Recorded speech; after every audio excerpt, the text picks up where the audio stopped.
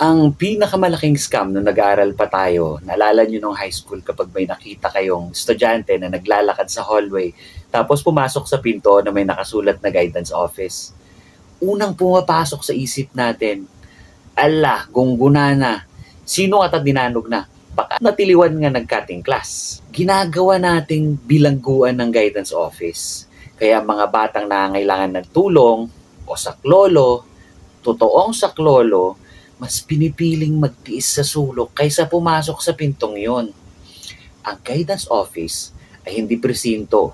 Hindi yan ang lugar kung saan ka lang dinadala kapag hindi ka naka-uniforme o kapag may nakaaway ka sa kantin.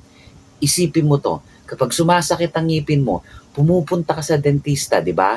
Hindi ka naman nahihiya, hindi ka naman natatakot na sabihin ng mga tao, ala, naperde niyang ngipin na, baka masabang tao siya. Pero kapag sumasakit ang loob mo, kapag hindi mo na alam ang gagawin mo dahil binubuli ka, o kapag pakiramdam mo gumuguho na ang mundo mo, bakit natatakot kang kumatok sa guidance?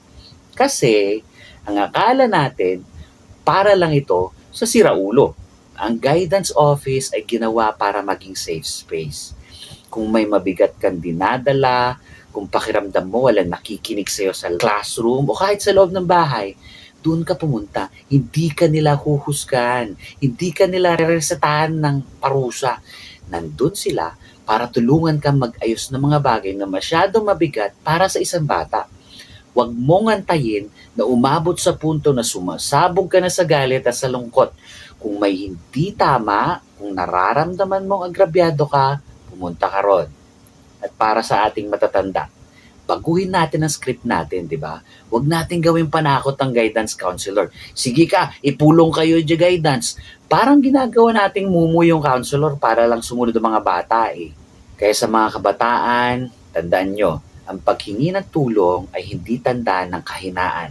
Ang pagpunta sa guidance dahil nahihirapan ka ay tanda na matapang ka at gusto mong protektahan ang sarili mo. Huwag kayong matakot sa pinto na yon. Nandoon sila para tulungan kayong lumaban ng tama.